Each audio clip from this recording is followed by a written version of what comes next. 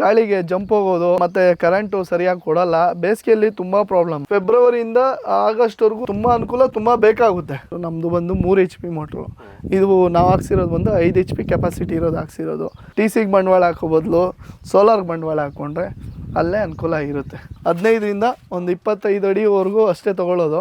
ಬೆಳಗ್ಗೆ ನಮ್ಮದು 8:30ಗೆ ಆನ್ ಆಗುತ್ತೆ. ಸಂಜೆ 5 ಗಂಟೆ 10 ನಿಮಿಷದವರೆಗೂ ನಿರಂತರವಾಗಿ ನೀರು ಬರ್ತಾನೆ ಇರುತ್ತೆ. ಒಂದು ಸ್ವಿಚ್ ಇಲ್ಲದರಲ್ಲೇ ಆನ್ ಆ್ಯಂಡ್ ಆಫ್ ಮಾಡ್ಕೊಬೋದು. ಈ ಮಳೆ ಬಿದ್ದಾಗ ಆನೆಕಲ್ ಬಿದ್ದರೆ ಎಲ್ಲ ಏನೋ ತೊಂದರೆ ಏನಿಲ್ಲ. ಟ್ರಾನ್ಸ್ಫಾರ್ಮರ್ TC ಏನಾದರೂ ಪ್ರಾಬ್ಲಮ್ ಆಯಿತು ಅಂದರೆ ಒಂದು TC ರೆಡಿ ಮಾಡೋಷ್ಟೊತ್ತಿಗೆ ಒಂದು ವಾರ ಈ ಥರ ಟೈಮ್ ತಗೊಳುತ್ತೆ. ರೈತರ ಮೇಲೆ ಬರೆ ಎಳ್ದಿದ್ದಾರೆ. ಇವಾಗೆಲ್ಲಾನು ದುಡ್ಡು ಕೊಟ್ಟು TC ತಗೊಬೇಕು ಆ ಥರ ಮಾಡಿದ್ದಾರೆ. ಜಂಪ್ ಹೋಯ್ತು ಅನ್ನೋಂಗಿಲ್ಲ. ನೈಟ್ ಬಂದ್ಬಿಟ್ಟು ರಾತ್ರಿ 12 ಗಂಟೆಲಿ ಬಂದ್ಬಿಟ್ಟು ಮೋಟರ್ ಆನ್ ಮಾಡಬೇಕು ಅನ್ನೋದೇನಿಲ್ಲ. 2 years ಆಗ್ತಾ ಬಂತು ಹಾಕ್ಸಿ ಅನುಕೂಲ ಇದೆ. ನಮ್ಗೇನು ಪ್ರಾಬ್ಲಮ್ ಆಗಿಲ್ಲ ಇಲ್ಲಿವರೆಗೂ. 2,80,000 ಆಗಿದೆ. ಮೇಕ್ ಇನ್ ಇಂಡಿಯಾ ಮಾಡಿದ್ದು ತುಂಬಾ ಒಳ್ಳೆಯದೆ.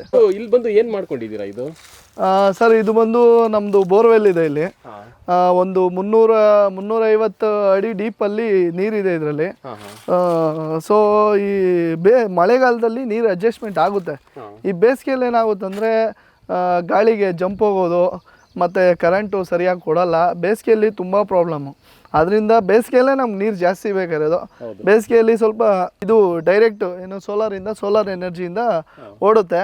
ಬೆಳಗ್ಗೆ ಒಂದು 8 ಗಂಟೆಗೆ ಸ್ಟಾರ್ಟ್ ಆಗುತ್ತೆ. 8 ಗಂಟೆ 8:08 ಸ್ಟಾರ್ಟ್ ಆದರೆ ಸಂಜೆ 5:30ವರೆಗೂ ನಿರಂತರವಾಗಿ ಓಡುತ್ತೆ. ಆಮೇಲೆ ಬೇಕಾದರೆ ನಾವು ನೆಕ್ಸ್ಟು ಇಲ್ಲಿ ಶಿಫ್ಟ್ ವೈಸ್ ಇದೆ. ನಾವು ನೋಡಿಕೊಂಡು ಬೇಕಾದರೆ ಇಲ್ಲಿ ಶಿಫ್ಟ್ ಮಾಡಿಕೊಂಡ್ರೆ ನಾವು ಸೋಲಾರ್ಗೆ ಆನ್ ಮಾಡ್ಕೊಬೋದು. ಇಲ್ಲ ಎಲೆಕ್ಟ್ರಿಕ್ ಬೇಕಾದ್ರೆ ಎಲೆಕ್ಟ್ರಿಕ್ ಆನ್ ಮಾಡ್ಕೊಬೋದು. ಎಲೆಕ್ಟ್ರಿಕ್ ಎಲ್ಲ ಅಲ್ಲಿದೆ, ಡೈರೆಕ್ಟ್ ಕಂಬದಿಂದ ಬರುತ್ತೆ. ಇದು ಬಂದು ಸೋಲಾರ್ಗೆ ಬಂದ್ಬಿಟ್ಟು ನಮಗೆ ತುಂಬ ಜಾಸ್ತಿ ನಮಗೆ ಅನುಕೂಲ ಅಂದರೆ ಇದು ಫೆಬ್ರವರಿಯಿಂದ ಆಗಸ್ಟ್ವರೆಗೂ ತುಂಬ ಅನುಕೂಲ, ತುಂಬ ಬೇಕಾಗುತ್ತೆ. ಮೇಯ್ನ್ ಪ್ರಾಬ್ಲಮ್ ಬಂದು ಎಲೆಕ್ಟ್ರಿಸಿಟಿ. ಕರೆಂಟು ತೆಗಿತಾ ಇರ್ತಾರೆ. ಒಂದೊಂದ್ಸರಿ ಏನೋ ಹೇಳ್ತಾರೆ ಟ್ರಿಪ್ ಆಗಿದೆ ಅಂತಾರೆ.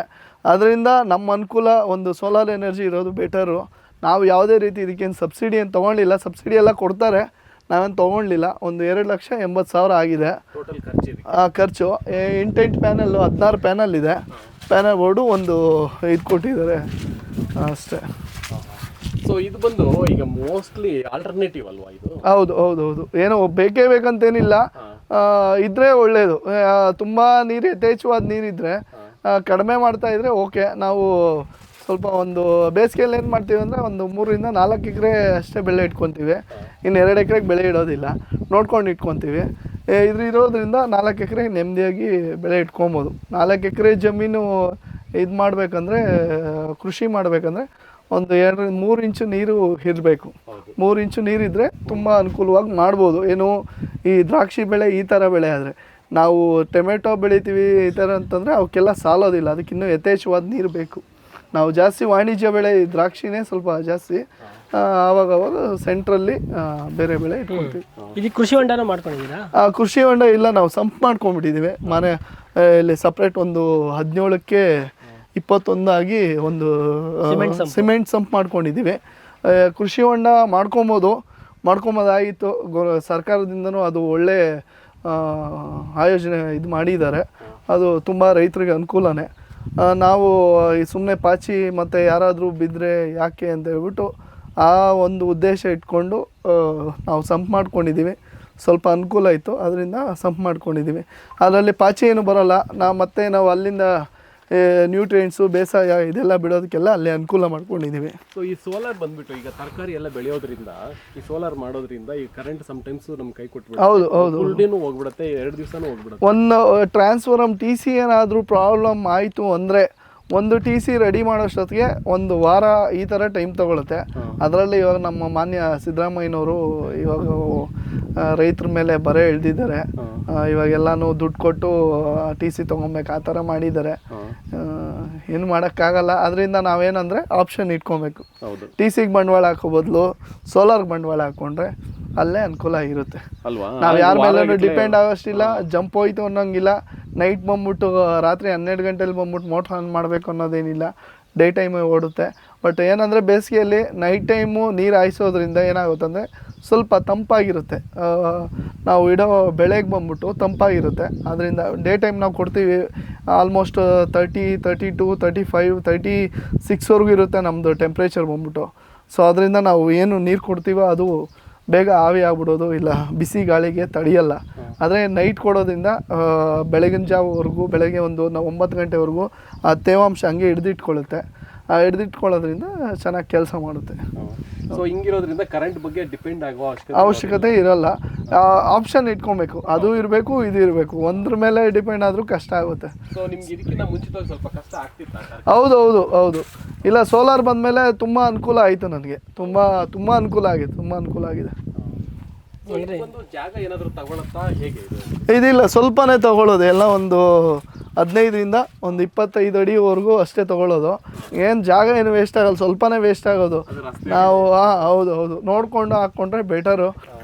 ಇದ್ರ ಕೆಳಗಡೆ ಯಾವುದೇ ರೀತಿ ಬೆಳೆಗಳಾಗಲ್ಲ, ನೆರಳು ಬರೋದ್ರಿಂದ ಬೆಳೆಗಳಾಗಲ್ಲ. ಸೊ ಇದು ಸ್ವಲ್ಪ ಒಂದು ವೇಸ್ಟ್ ಜಾಗ ಅಂತಲೇ ಬಿಡಬೇಕಾಗುತ್ತೆ. ಈ ಸಂಪು ಏನಾದರೂ ಇದ್ದರೆ ಅಲ್ಲಿ ಹಾಕ್ಕೊಂಡ್ರೆ ಬೆಟರು.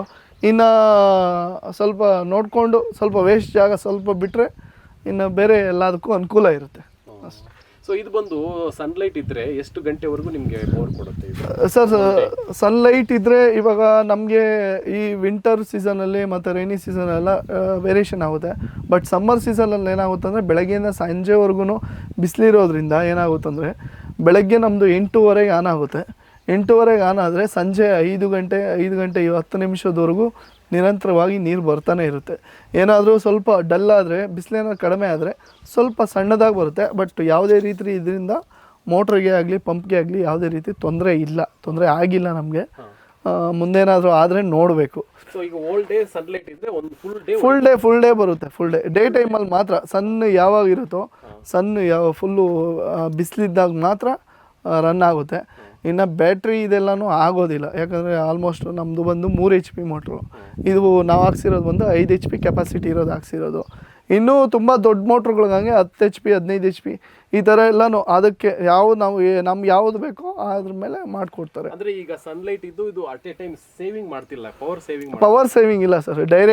ಡೈರೆಕ್ಟು 700 ವೋಲ್ಟೇಜ್ ಬರುತ್ತೆ. ಅದು ಕನ್ವರ್ಟ್ ಆದಮೇಲೆ 400 ಬರುತ್ತೆ. ಮೋಟ್ರ್ ಚಾಲು ಆದಮೇಲೆ 300 250 300 ಆ ರೇಂಜಿಗೆ ಬರುತ್ತೆ. ಸಾಕು. 200 ಮೇಲೆ ವಾಟ್ಸ್ ಇದ್ದರೆ ಆಲ್ಮೋಸ್ಟ್ ಆರಾಮಾಗಿ ಮೋಟರು ರನ್ ಆಗುತ್ತೆ ಸರ್. ಸೊ ಇದು ಬಂದು ಏನಾದರೂ ಇದಕ್ಕೆ ಸಪ್ರೇಟ್ ಟೆಕ್ನಾಲಜಿ ಏನಾದರೂ ಇದೆಯಾ? ಈ ಕನೆಕ್ಷನ್ ಕೊಟ್ಟಿರೋದು ಅಷ್ಟೇನಾ?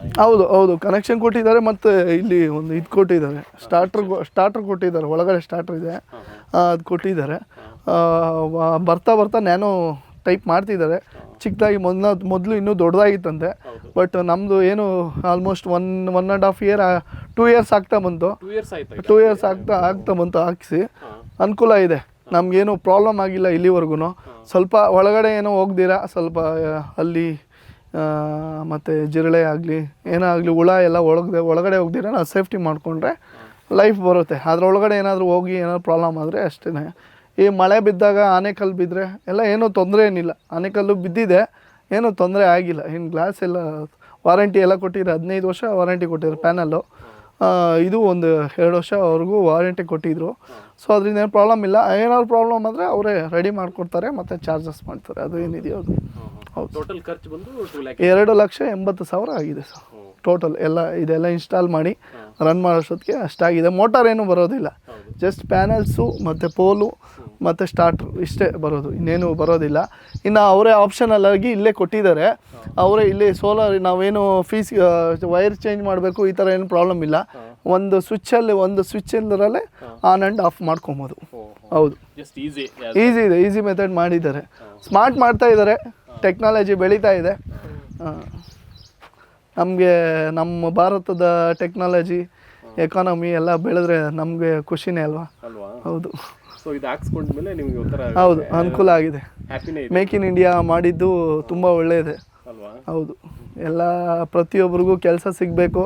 ಎಲ್ಲರೂ ರೈತನೇ ಮಾಡೋಕ್ಕಾಗಲ್ಲ, ಎಲ್ಲರೂ ಉದ್ಯೋಗಕ್ಕೆ ಹೋಗೋಕ್ಕಾಗಲ್ಲ. ಅವ್ರವ್ರ ಮೈಂಡ್ಸೆಟ್ ಮೇಲೆ ಡಿಪೆಂಡು. ಬಟ್ ಮಾಡಿರಿ, ಎಲ್ಲೇ ಮಾಡಿರಿ, ಶ್ರದ್ಧೆಯಿಂದ ಮಾಡಿರಿ. ಎಲ್ಲೋ ಒಂದು ಕಡೆ ದೇವರು ಫಲ ಕೊಡ್ತಾನೆ. ಶ್ರಮಕ್ಕೆ ಫಲ ಇದೆ.